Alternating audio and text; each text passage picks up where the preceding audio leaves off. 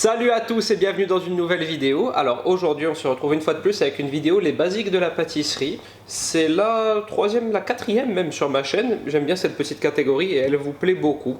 Voilà, elle vous permet d'avoir plein de petites astuces et plein de petites préparations basiques pour pouvoir faire vos gâteaux. Aujourd'hui on va faire une des choses que je préfère au monde, mais vraiment, et une des choses dont je me sers le plus également. Donc voilà, on ne peut pas faire mieux, on va faire du praliné maison.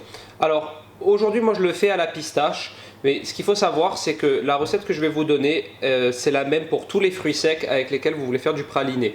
Moi aujourd'hui, j'utilise des pistaches parce que j'ai besoin de faire du praliné à la pistache, mais vous pouvez le faire avec des noisettes, des amandes, des noix de pécan, enfin voilà, quasiment tous les fruits secs, vous pouvez faire du praliné avec. C'est une recette excessivement facile qui va demander très peu de matériel. Il vous faudra tout de même un mixeur assez puissant. Donc moi, à chaque fois que je fais du praliné, j'utilise le Cook Expert de Magimix, mais du moment que vous avez un mixeur assez robuste, vous pouvez très bien faire votre praliné.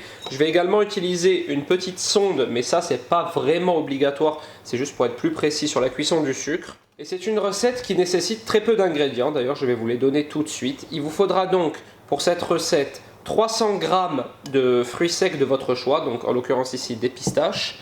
Il vous faudra 200 g de sucre et 50 ml d'eau. Donc voilà, 3 ingrédients et ça vaut pour tous les fruits secs et tous les pralinés que vous allez faire. Cette recette, c'est pas la mienne, je ne l'ai pas inventée, c'est la recette de Philippe Conticini. J'en ai essayé plusieurs et il y a beaucoup de façons de faire du praliné, mais moi c'est celle que je préfère, comme souvent avec les recettes de Philippe Conticini, et surtout que je la trouve très facile et très rapide à faire. Donc je vous explique rapidement le principe. Ce qu'on va faire, c'est qu'on va faire un sirop avec notre sucre et notre eau, et lorsqu'il aura atteint la température de 115 degrés, mais ça on peut le voir à l'œil aussi, je vous montrerai au moment où on atteint la température. Comme ça, vous pourrez très bien le faire sans utiliser de thermomètre. On mettra tous nos fruits secs dedans. On va les mélanger. Le sucre, vous allez voir, il va masser autour de nos fruits, c'est-à-dire qu'il va se cristalliser autour, il va faire un paquet blanc. On continuera à mélanger. Ensuite, il va se retransformer en caramel et on n'aura plus qu'à étaler le tout sur une feuille de papier cuisson ou un papier sulfurisé. Et ce sera déjà quasiment terminé. Ensuite, je vous dirai le reste de la recette, je vous expliquerai pas à pas. Donc nous, on peut commencer tout de suite la recette. Donc comme je vous l'ai dit, ultra facile, regardez. On met notre eau, très peu d'eau, 50 ml, et nos 200 g de sucre dans une casserole. Alors privilégiez si vous avez une casserole en cuivre, moi j'en ai pas, comme vous le voyez, ou en fonte comme celle-ci, ou à fond large, c'est bien. Voilà, gardez-vous de l'espace pour travailler. Ne faites pas cette quantité de praliné dans une petite casserole, parce que quand il va être l'heure de mélanger sans s'arrêter, ça c'est la petite particularité du praliné, vous allez galérer parce que vos fruits secs vont sortir de la casserole et tout. Il faut avoir quand même un espace confortable de travail. Ça c'est l'une des petites astuces que je vous rappellerai en fin de vidéo. Donc voilà, regardez mon sucre mélangé. Maintenant je lance le feu. Donc on y va à fond, hein. Voilà, on met sur le feu le plus vif possible. Moi je vais quand même mettre mon petit thermomètre à 115 degrés. Mais ça, vous allez voir, en fait, quand votre sucre, il boum et commence vachement à ralentir, à faire des grosses bulles, vous pouvez mettre vos fruits secs. On n'est pas au degré près, hein. Si votre sucre est à 110 ou un petit peu plus, vous arriverez quand même à faire du praliné. Ça, c'est un peu les pâtissiers qui chipotent, un peu comme moi, mais on aime bien quand c'est précis. Donc voilà, je mets mon thermomètre à 115 degrés. N'essayez de pas le casser. Et voilà, on a juste à attendre que le sucre soit à la bonne température. Ensuite, j'aurai juste à mettre mes pistaches dedans et à les mélanger sans cesse. Ça aussi, c'est le secret du praliné. Vous allez voir, si vous en faites, après, ça fait mal au bras au bout d'un moment. On va changer de main régulièrement parce que il faut mélanger sans arrêt. Sinon, le risque, c'est que les fruits secs, ils brûlent au fond, que le caramel se fasse trop vite et qu'ils deviennent trop vite amers. Donc, en mélangeant bien, on va réussir à enrober chacun de nos fruits secs de caramel et ensuite on les débarrassera sur cette petite feuille. Alors voilà, regardez, on est déjà à 115 degrés, donc vous voyez hein, le sucre, la texture qu'il a, je dirais, voilà, il fait des grosses bulles et il commence à ralentir un peu sa cuisson. On met tous nos fruits secs d'un coup dedans et à partir de maintenant, on mélange sans s'arrêter. Alors forcément, ça stoppe un petit peu la cuisson du sucre, de mettre une masse entière comme ça dedans. On va les mélanger, au bout d'un moment il va se passer un phénomène que je vous ai expliqué en intro, on dira. C'est que le sucre va masser autour de nos fruits, c'est-à-dire qu'il va carrément se solidifier autour des pistaches. Et bien à ce moment-là, il faut continuer à mélanger jusqu'à temps qu'il refonde. Et une fois qu'il aura refondu, il va caraméliser. Et là, il faudra faire attention à ce que ça ne caramélise pas trop, parce que vous savez, le caramel, lorsqu'il devient trop foncé, il prend vraiment un goût amer. Donc dès qu'on a une belle couleur dorée, bien ambrée, on le débarrasse et c'est quasiment terminé.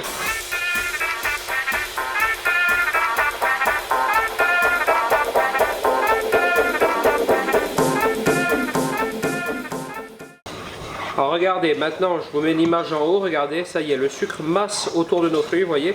Il commence à y avoir une grosse pellicule blanche autour, voilà. Le sucre, il est en train de se solidifier autour de nos fruits, vous voyez, là on le voit bien. Et maintenant, on continue à mélanger. C'est la phase qu'il atteint avant de se retransformer en caramel. Là, on mélange bien maintenant.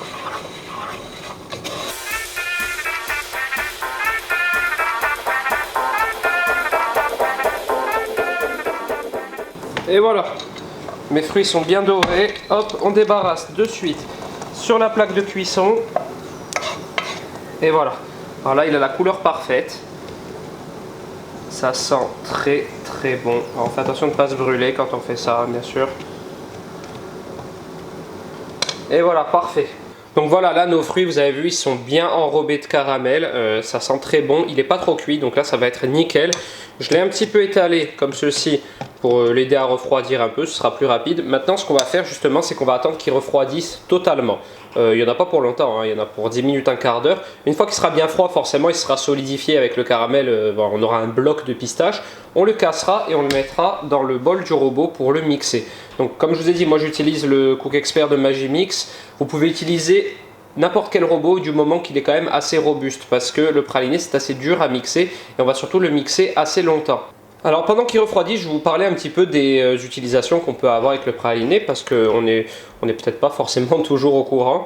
Vous pouvez l'utiliser tel quel. Voilà, ça peut remplacer en quelque sorte une pâte à tartiner. Moi, je préfère me faire une petite tartine avec une fine couche de praliné qu'une tartine de Nutella par exemple parce que là, vous avez vu, il n'y a aucun produit ajouté réellement, il n'y a que du sucre, un peu d'eau et les fruits, c'est tout.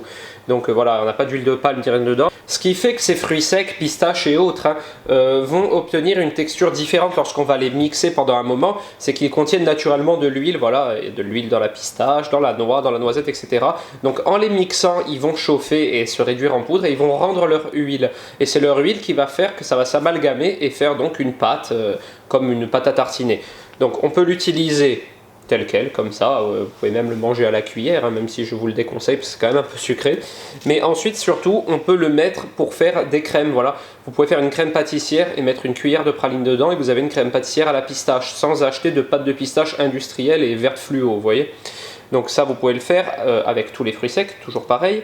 Vous pouvez aussi le faire dans une ganache montée. Voilà, moi la dernière fois, j'ai fait des petites tartelettes à la pistache. Je les ai fait, j'ai fait une ganache montée à la pistache grâce à ce praliné. Il a plein d'utilisations. Vous pouvez faire des inserts dans des entremets.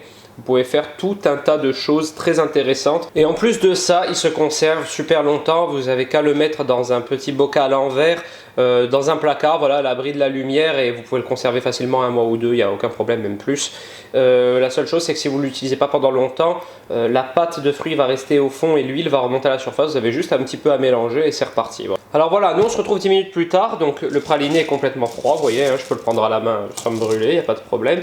Je vais le mettre maintenant dans le bol du robot. Alors, on va le mixer. Donc l'idéal, c'est de le mixer quand même sans trop le faire chauffer pour une fois de plus ne pas altérer son goût et lui donner un petit goût amer. Donc on va procéder en plusieurs fois. Il faut quand même que ce soit assez puissant. Voilà, il faut que votre robot quand même tourne assez vite. Il faut qu'il ait de la force pour réduire ses fruits secs en poudre et ensuite en pâte. Et ensuite également, le temps de mixage dépend de la texture que vous voulez donner à votre praliné. Voilà, vous avez vu, en fonction des pâtisseries qu'on mange souvent, c'est pas la même densité de praliné. Ça dépend vraiment du mixage. Moins vous le mixez, plus il sera compact. Plus vous le mixerez, plus il sera liquide. Donc ça, c'est vous qui choisissez, je vous laisse faire à votre goût évidemment. Moi j'aime quand il est à mi-chemin, on va dire. Donc ce que je vais faire, c'est que je vais le mixer par tranche de 1 minute 30 à peu près. Pour ceux qui ont le Cook Expert comme moi, si vous comptez le faire au Cook Expert, moi je me mets en mode expert, donc ça c'est là où vous choisissez vous tous les réglages. Ensuite je mets le temps, donc je mets 1 minute 30 pour pas dépasser. La vitesse, je commence d'entrée à 12, il faut que ça aille. et sans chauffer évidemment. Et là ça va faire un peu de bruit, donc c'est parti, mais de toute manière vous allez voir au fur et à mesure l'évolution de la texture.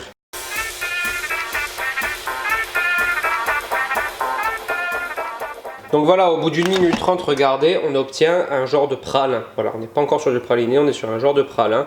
On voit que ça a déjà commencé à rendre de l'huile, hein, ça commençait déjà à former une masse.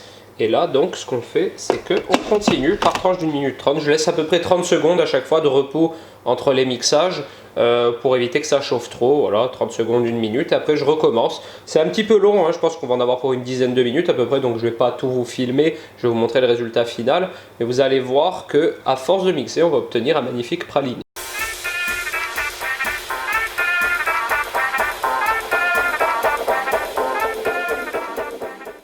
Et voilà, après 10 minutes à peu près de mixage, temps de repos, etc. On a un très bon praliné. Alors la texture que moi je souhaite, si vous le voulez plus liquide, vous pouvez continuer à le mixer. Et si vous le voulez moins liquide, il faut s'arrêter avant. Comme je vous l'ai dit, je vais vous montrer ça. Regardez comme c'est beau. Hop, regardez ça. Magnifique. Et maintenant, il n'y a plus qu'à le débarrasser dans un bocal. Et c'est déjà terminé.